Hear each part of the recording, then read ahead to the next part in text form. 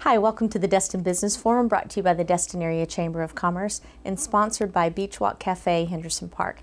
I'm your host, Amy Perry, and my guest today is Daniel Jones. You are with Norton Insurance.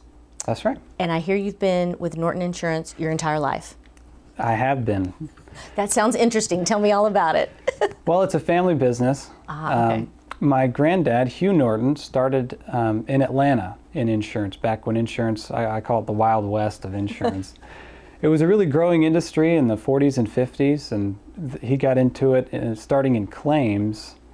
He spent 10 years as a claims adjuster in insurance. He was actually a regional manager for one of the bigger companies at the time that's since been bought, sold. Insurance companies are always changing names. And after 10 years, he had learned so much, he started his own agency in Atlanta, downtown. And he was on Peachtree Street. And as Atlanta grew, he grew, started opening new offices in different places. And he had customers, you know, Atlanta sends tons of customers down to us. They always have. Right. So he had customers that lived down here and worked down here. And so he opened an office here in 1982. And wow. So this year is our 35th anniversary of our office down here. We've been in Fort Walton the whole time, but we've always serviced from, well, all of the state really, but we've serviced from Pensacola to Panama City, and have seen tons of growth in that time. I mean, people that have been around that long know this area has really grown. Yeah. And I bet you've seen a lot of interesting claims. We'll get to that in a little bit. We have some books here. I know you told me that your father wrote these two in his spare time, I'm sure. And then this one is sort of a synopsis of these two. And these books really sort of address being prepared when you know something is coming. Right.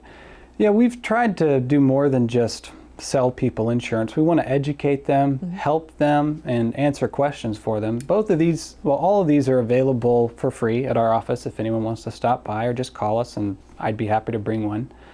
But they kind of serve two different purposes. This one is more of a preparation at home type book. It's, you know, where's the safest place in your home? What kind of materials would you need to survive for a week or 2 weeks without power?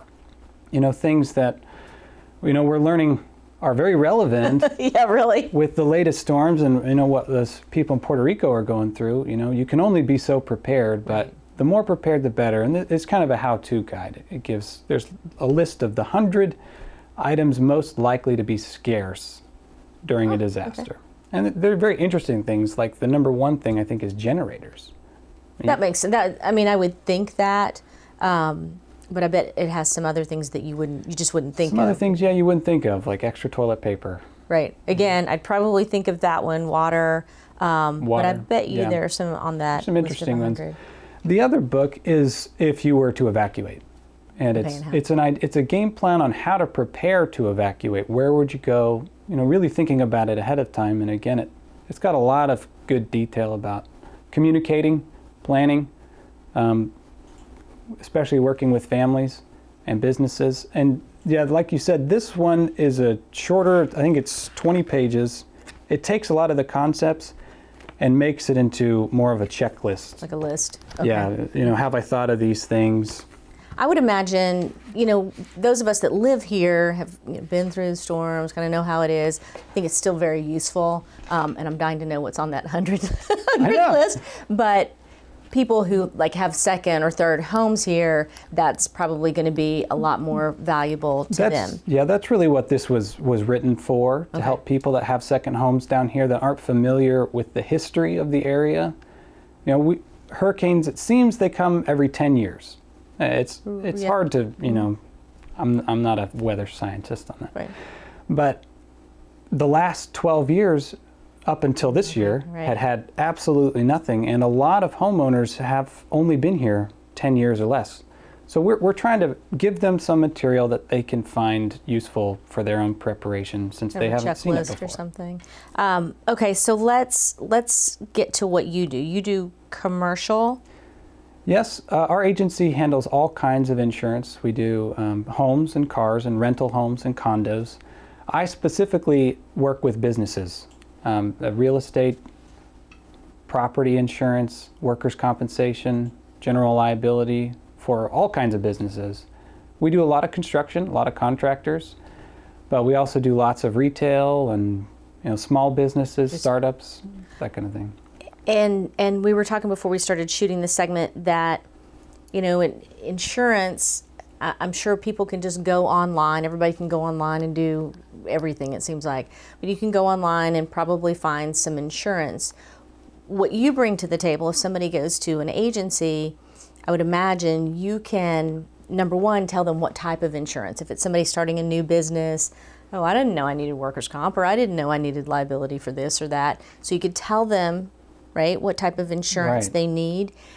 And do you also help if someone comes in, here are all the people that I need to insure, here's my business I need to insure, and then I imagine you tell them what the premiums are, and if it's very high, do you have suggestions for how they can get those premiums down, different things they can do?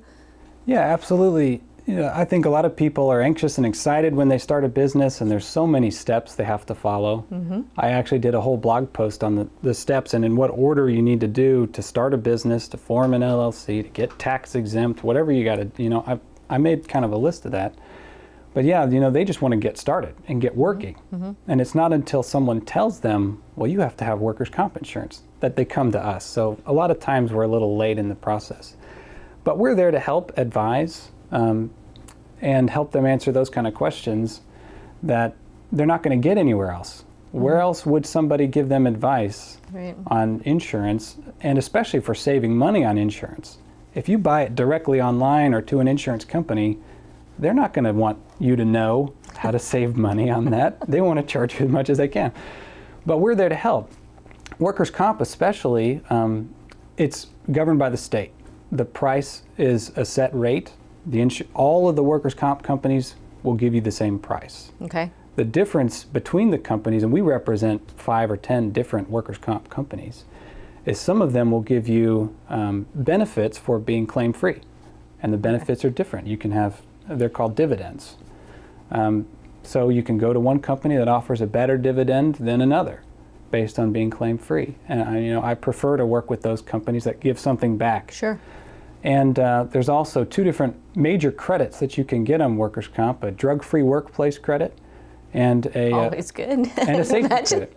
And a safety credit. Which people want anyway, and what a lot of them do already. If you formalize it, and I can help them do that, I got the paperwork, you send it into the state, you can get a credit on your workers' comp, which can add up to thousands depending on how much you're paying. Is it a percentage of your? Yeah, it's a percentage. It's 6% in Florida and 7% in Georgia. Okay. So, and the safety credit, I think, is 2%. Okay. Thank you for all this information, and come back and see us, okay? Absolutely. Thank you. All right. We'll be back.